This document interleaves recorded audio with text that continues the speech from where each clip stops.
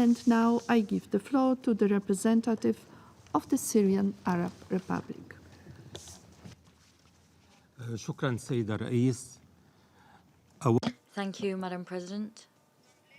At the outset, my country, the Syrian Arab Republic, rejects and denounces the systematic practices seen on the part of the permanent delegations of the United States of America, France, and the United Kingdom.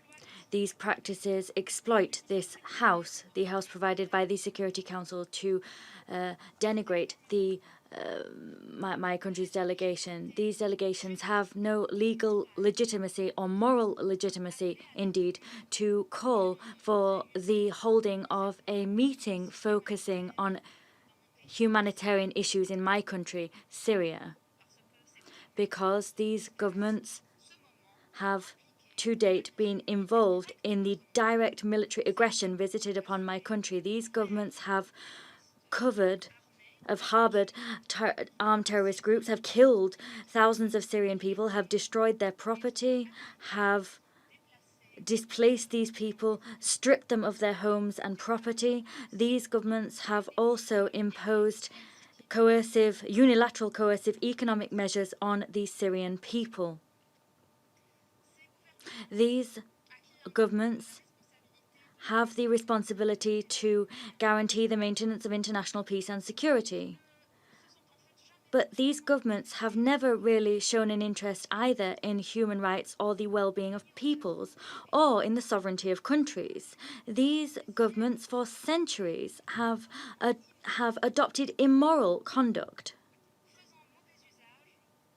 They have distorted noble humanitarian goals for their own agendas. They have manipulated the principles and provisions of international humanitarian law and the Charter to implement a hostile colonial agenda which legitimizes foreign interference and which looks to topple using force legitimate regimes, and in so doing destabilizing countries along sectarian and religious lines. The list of examples of such conduct is long, and one of which you are all aware. Madam President,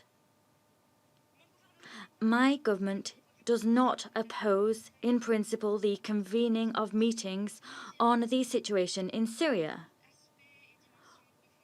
all facets included, when the sole goal of these meetings is to exchange points of view and opinions in a transparent, professional and sincere fashion, in such a way as to afford assistance to my country and to come up with genuine solutions which will allow security and normal life as well as prosperity to return to all citizens in Syria without any exceptions, citizens that have been worn down and are exhausted by the terrorist war which has been imposed upon them for 9 years now.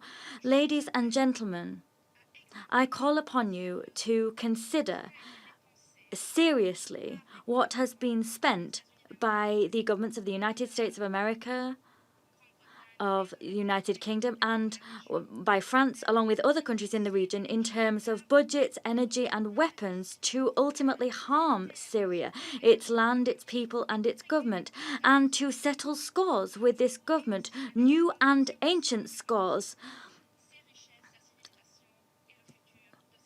And in so doing, they're playing with the wealth and the future of the Syrian country and people. We are deeply concerned because these governments continue to impose their positions and their policies on many fronts in terms of on the work in the United Nations and on its civil servants to ultimately sow a campaign of disinformation and to distort truth about what's going on in Syria. They work on the basis of suspicious information, and they use sly and cunning terms in their reports and declarations, and this in order to distort international opinion, mislead the international community, and to conceal the suffering of civilians, and to conceal the misdeeds of armed terrorist groups. These groups, for the last 9 years, in the regions that they control have made civilians human shields. These groups have attacked hospitals and schools.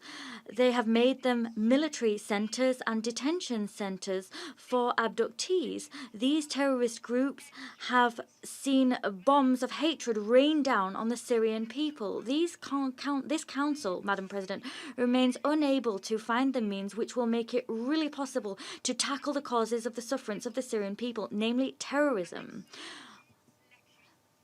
Those that support terrorism, and they do that because of the adverse positions that many governments adopt to my country, Syria. At the helm of these governments, the United States of America, the United Kingdom, and France, these governments refuse to combat terrorism. The terrorism that plagues many regions of Syria, namely and particularly in the northwest of the country, and they do this in order to protect the Al-Nusra Front, that terrorist group. These governments themselves supported armed terrorist groups, and they moved abductees from Aleppo to Turkey, and the fate of these abductees is still unknown. These terrorist groups caused sufferings to thousands of civilians and displaced them and put them in the Al-Tuba prison in eastern Ghouta.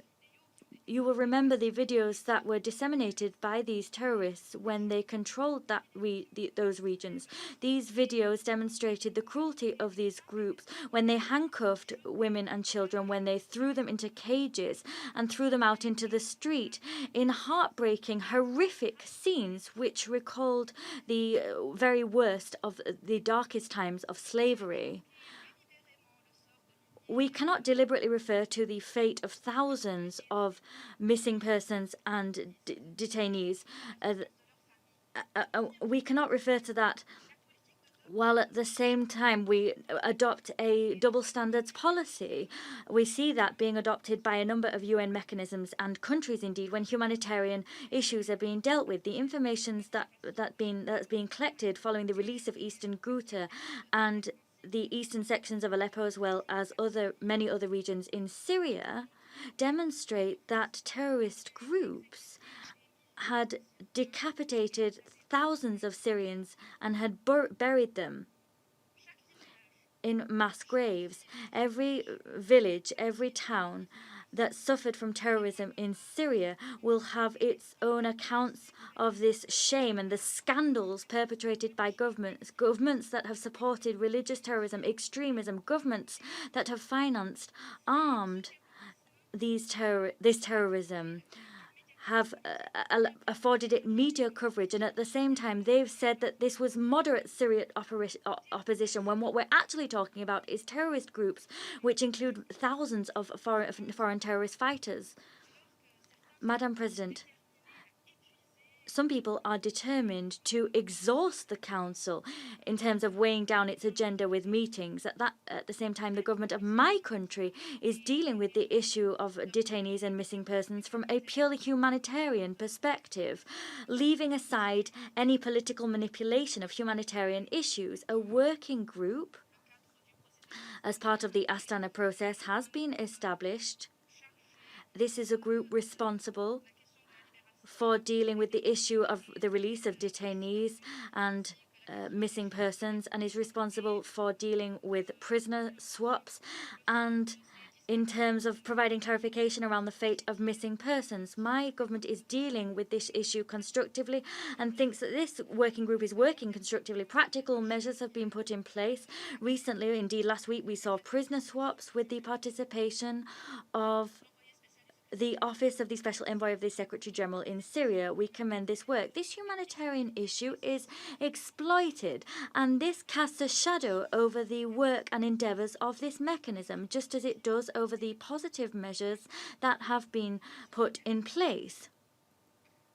We would also say that the initiatives for national reconciliation and the efforts of the Syrian Red Crescent have bore fruit and have made it possible to develop significant measures on this issue. We affirm that relevant legal authorities of the Syrian Arab Republic are exercising their privileges and their competencies in dealing with this issue pursuant to the Constitution and the substantive rules and procedures provided for in civil and criminal law, namely the procedural code.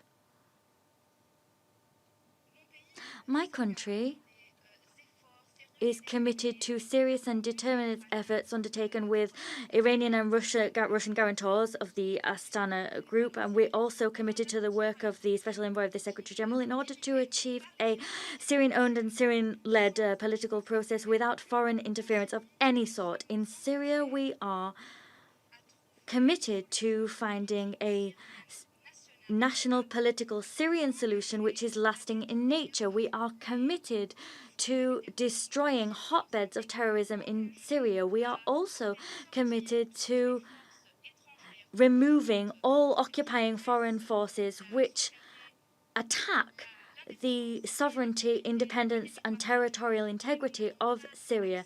And we will not accept blackmail practiced by some people in this council or on Syrian territory. On conclusion, Madam President, over the last 8 years, this council has always listened to provocative statements addressed to the government of my country. The council's heard statements which lack all credibility, and in the majority of cases, these statements are based on absolutely suspicious information, unreliable information. What we're seeing is attempts to disinform.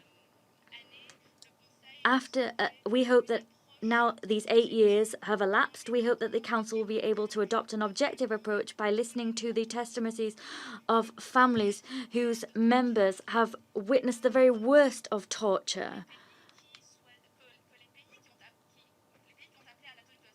Countries that have called for the convening of this meeting call those responsible for this torture the Syrian opposition.